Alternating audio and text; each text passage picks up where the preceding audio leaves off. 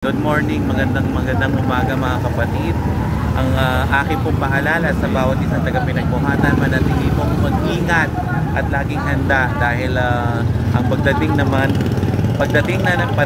naman ng mga bagyo at padating na naman ang hindi natin asahang sakuna, kaya dapat po lagi tayong handa, manatili po tayong alerto sa kapaligiran at makiisa sa mga paulit-ulit na inire-report ng barangay. Kahit namin ang lahat ng mga establishmento, may malaki man o maliit na negosyo. Isang magandang umaga mga kaibigan. Kasalukuyan tayo nandito ngayon sa Barangay Pinagbuhatan, na kung saan kung inyong makikita, ngayong umaga nga ay nagkaroon ng simultaneous earthquake drill ang Barangay Pinagbuhatan Elementary School.